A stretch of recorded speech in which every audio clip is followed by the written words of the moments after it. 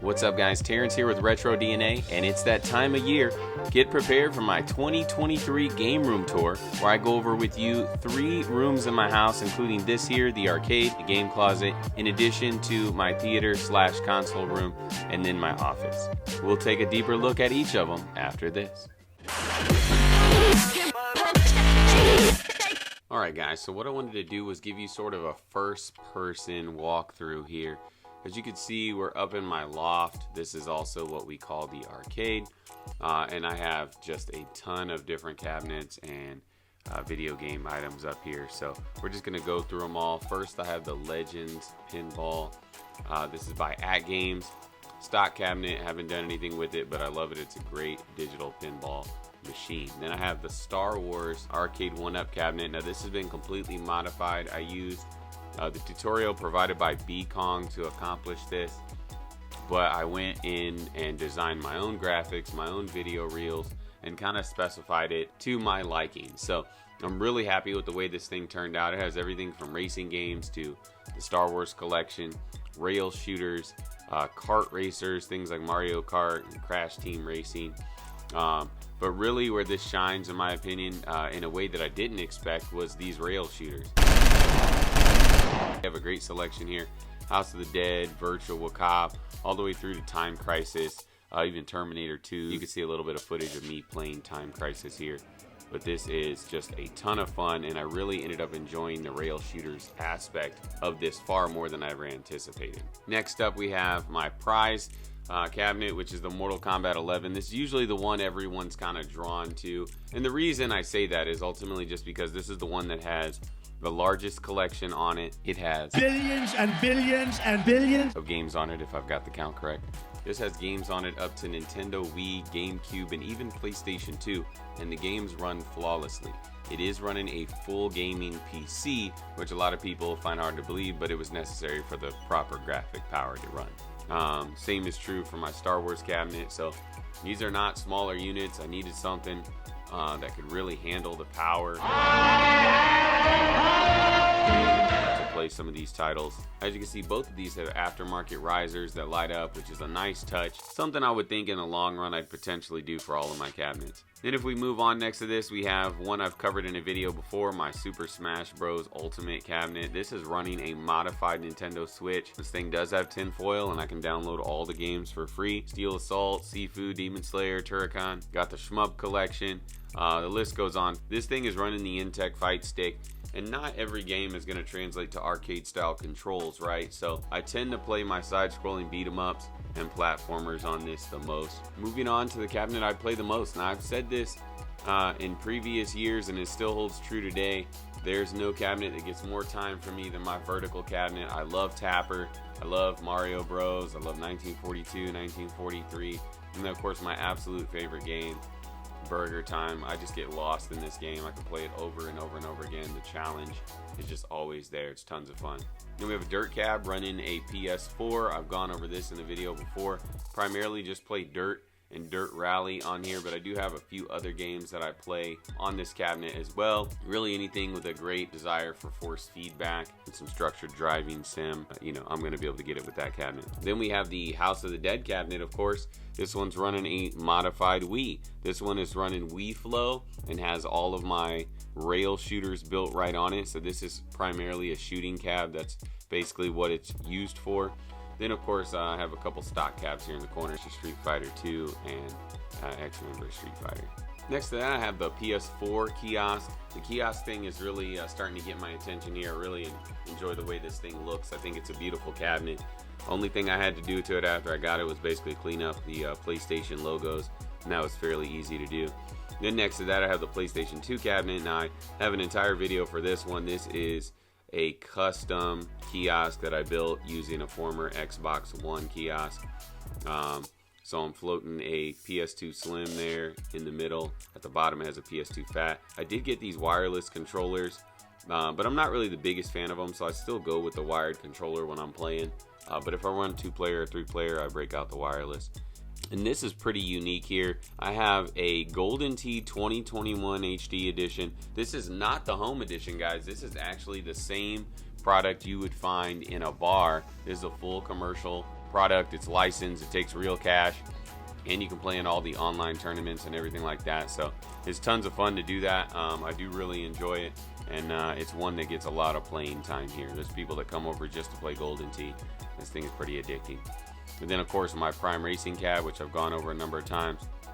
This just has a lot of great racers here. If I'm looking for a non-force feedback racing experience, something really old school arcade basic, or something that's going to take me back to the NES, Sega days, that type of thing, yeah, it's really great for that. And of course my Pong table, my Mighty Morphin Power Rangers cabinet, which is one featuring a lot of my own custom artwork, and it's been modified to include all of the Power Rangers games. Here, of course, I have my Tube TV. This is the RCA. It is a DVD VCR combo. Both of my Tube TVs are. And this is just where I house a number of my consoles. You can see the Master System, the Saturn, N64, Super Famicom, and the GameCube. I also have one of those At Games Genesis consoles there. And believe it or not, I love that thing. I think it's honestly better than the Genesis Mini, mostly just because it plays the cartridges as well. And you could buy it with the spare change under the couch. Next to that, of course, I have my NFL Blitz cabinet. Touchdown! There's a man downfield! I can play this thing all freaking day long. And then what I have here are basically just some smaller printed arcade marquees, just highlighting a few of my favorite games. As far as decor here, you know, I got a few pieces. I have a Power Rangers artwork above the Power Rangers cabinet there. I went to Home Depot and got some sheet metal, used my Cricut and printed out logos for all of our favorite game systems, put those up on the wall there. And then of course you can see I got a little bit of comic book art, and I've taken some posters that I got from GameStop and cut out Mario and Kirby there. And I like the aesthetic that I get when I cut these things out and get kind of that three-dimensional look. So it's just a nice way to spruce up your game room a little bit. I definitely recommend it. Go by your local GameStop.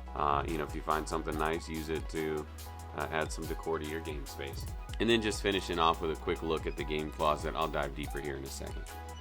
Alright, so here is my game closet. Unlike a lot of folks, I don't have you know, bookshelves all over with games on them. I'm kind of more of like an aesthetic person, so I like everything neat and clean. So I opted to put all my games in my closet. Kind of just have different sections here. Didn't go the Billy bookcase route. Instead, I kind of found some unique shelves at different places and just decided to stack them all up and kind of work with some different things. But as I mentioned before, I'm working on a complete Wii U collection here, so I'm right at 101 titles. So we're getting there. Recently picked up some pretty notable titles. So probably the most expensive title in the entire Wii U library is this Devil Stirred here. So finally got it. It hurt a little bit. I also picked up DuckTales, which is a pretty exciting title, and you know, DuckTales games are just very, very consistent. So good game there.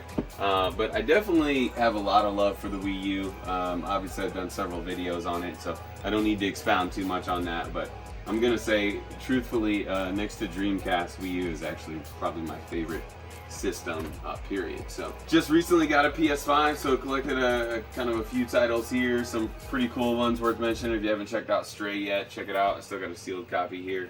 The Cowabunga collection I felt like was a must for basically any retro game collector. And then Hogwarts Legacy is something we're pretty much diving into every night here. Sackboy is a ton of fun too. I'm a big fan of the entire Little Big Planet series. Play those a lot, especially when I have folks over. It's just a great way to play some co-op. But I do have a decent number of mini consoles kind of spread out around here as well. You can see the Super Nintendo Classic here. I got the NES Classic down here. The TurboGrafx Classic over here. And then I kind of just got, you know, stuff spread out. So right here I keep some of my Dreamcast titles, and just a couple worth mentioning here. Of course, Power Stone is an all-time great. Project Justice is a incredible fighting game there. If you never played that one, I highly recommend it.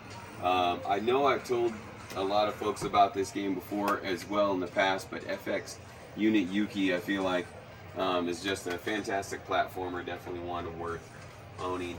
And I'm actually pretty excited. So we do a lot of Dance Dance Revolution around here on the PS2, and I'm currently looking for the appropriate setup to do Feet of Fury on the Dreamcast, because this has gotta be fun. I mean, I don't know why more people don't play Dance Dance. It's a freaking blast, just gonna tell you. Also, all-time classic, tons of nostalgia for this game right here, Slave Zero. Do love that game. Castlevania Resurrection. Lots of great games on the Dreamcast. But one of the other things is I do, unlike a lot of folks, I'm not against burning, I'm not against emulating, I'm not against modifying, and so I have an entire binder down here that's just full of burned games for the Dreamcast. Over here I have my Sega collection. Pretty humble, to be honest with you, but I kind of just got into Sega, so got a few little displays here. Genesis, I do have the Genesis Model 1, 2, and 3. You can see the 3 here. Couple cool titles worth mentioning. Just recently did a video going over Booger Man. Fantastic video, but fantastic game also, so something worth checking out. I know most people know that Altered Beast is an all-time classic. And then of course, on that must-own list is Zombies Ate My Neighbors. This is a really interesting game. If you've never played it, I highly recommend it. And then Aladdin is just a classic all the way around. Honestly, I play Aladdin a lot on the arcades. Don't really pop it in the Genesis very often, but definitely a great game. So if that's the only way you own it, then it's definitely worth playing there. Then if we go over here to the Master System, probably the only real notable title I have is Montezuma's Revenge. This bad boy is going for about $100. But pretty interesting game. And it's not just Montezuma's Revenge, but it's featuring Panama Joe. So who wouldn't want that, right? Anyway, got my NES collection here. This is the majority of it, but a lot of great NES titles.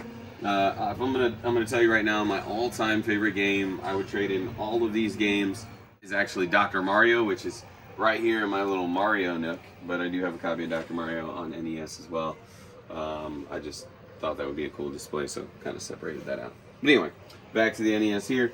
Big Kirby fan also, so Kirby's Adventure is probably one of my favorite NES games of all time, and I do play it quite a bit on the NES Mini. You know, PS3 is a console that I've grown to love a lot. If I were to point out kind of a notable title, it'd probably be Lollipop Chainsaw. You know, this one's going for somewhere around like 80-90 bucks, I think, nowadays. It's definitely a more rare title, but tons of fun, just slashing through people left and right. And as I mentioned, I love that Little Big Planet series. I do plan on doing a video soon revolving all around karting games, and so Little Big Planet karting is a pretty interesting one. But I got my PS2 collection here. You know, a lot of people are really into PS2 right now. I obviously have some games that I enjoy on the PS2, but I'm probably not as high on it as like everyone else in the world. But I would say Oni is worth mentioning just because it has a really cool cover, and she's a solid game as well. But I do love Burnout. I love Need for Speed Underground 2, Killzone, Metal Gear Solid, and Midnight Club are all some of my favorite titles there as well.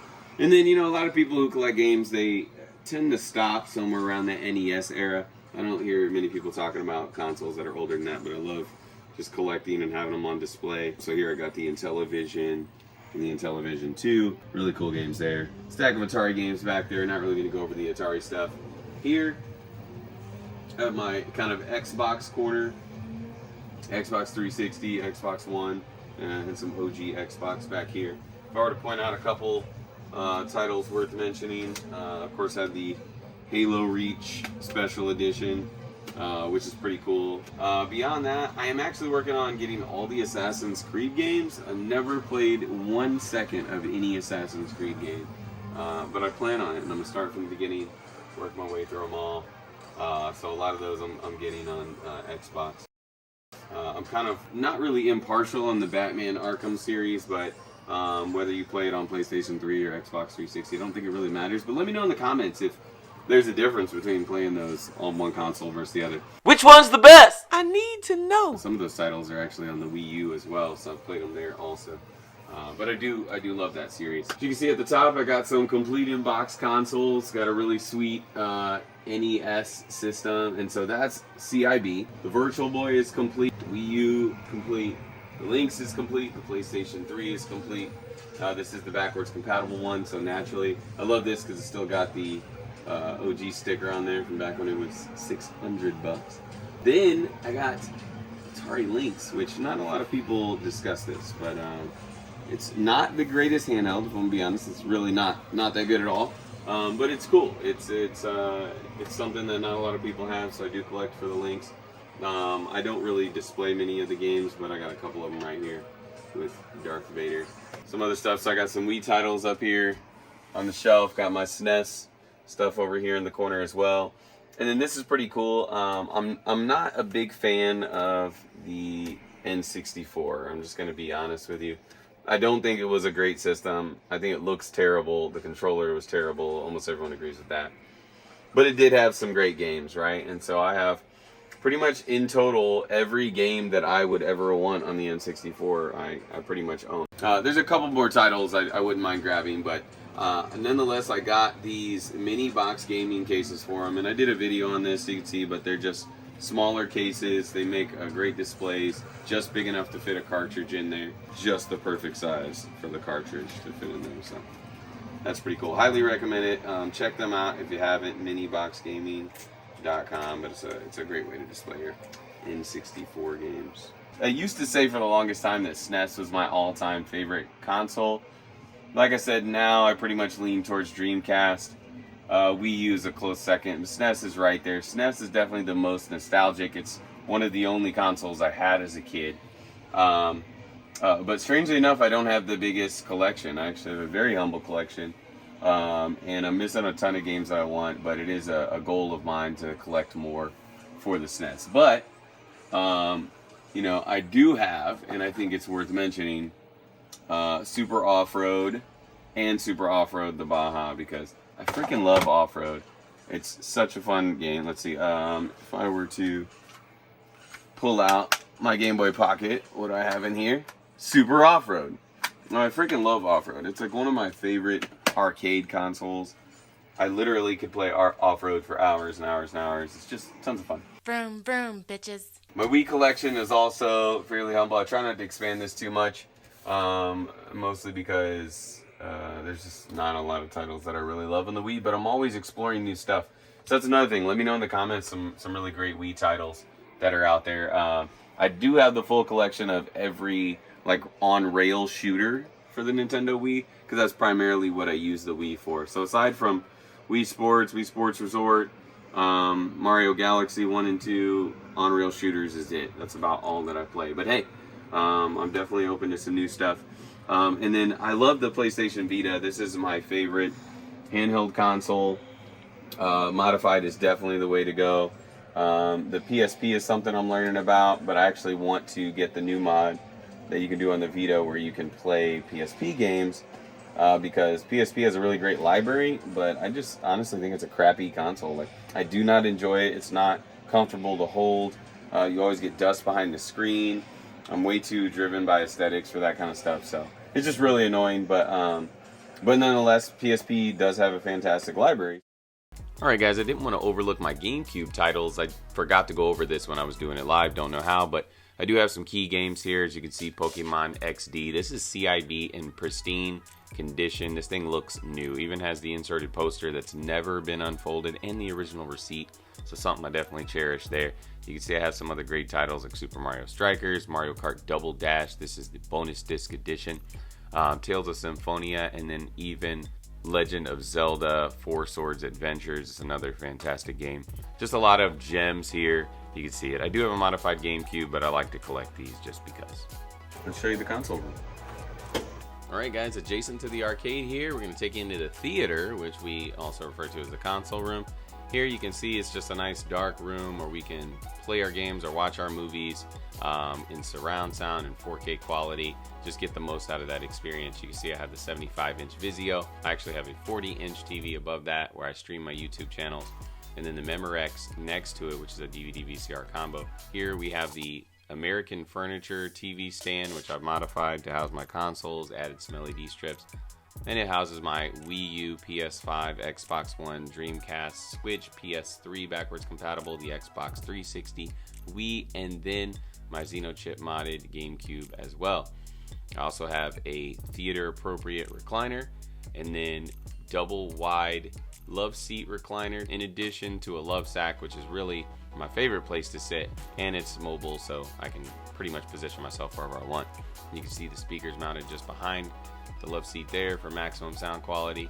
And then I just got some additional consoles on display, the Atari 2600, my SNES, NES, and then an Xbox.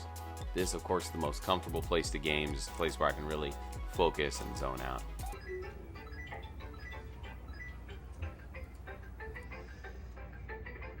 You guys, just real quick, the last stop on the tour is my home office. You can see I do have a lot of memorabilia in here, some cool items. I'm actually a pretty big comic collector. If you paid attention to some earlier episodes, you know I used to do the comic of the day in my episodes, but for the sake of time, I kind of cut that segment. And so I plan on doing some kind of individual stuff based around comic books, but I just keep some cool items on display here. Various comic books graded, first appearances, first appearance of Carnage, first appearance of Deadpool, first appearance of Ms. Marvel, you can see those there. First appearance of Firestorm, New Teen Titans, that's a Wolverine #1. First Silver Age Shield, Captain America. Got some cool Power Rangers pieces, a record player. I do listen to records in here. And this is basically where I keep my now read comics, the stuff that I'm currently reading through. And then of course all those assorted boxes have different sets of comics that I have read through. And just got this side table here with some different graphic novels. Also highlight some of my albums. And then, you know, just some cool artwork pieces that I had framed, and those are signed by the artist as well. This is a spot I really enjoy, just kind of hanging out as I create my content, and I'm surrounded by various pieces of nostalgia. Alright guys, before I get out of here, let me tell you about a beer I'm drinking, Sierra Nevada's Wild Little Thing. This is a slightly sour ale from California. It definitely has some strong flavor. I really enjoy it. Highly recommend it. As always, don't forget to like, share, and subscribe. Let me know games that you have that I clearly don't have yet in my collection. I'd love to hear all about them so I can add them. Of course, as a game hunter, we're always on the lookout for new games. I appreciate you guys. We'll see you next time.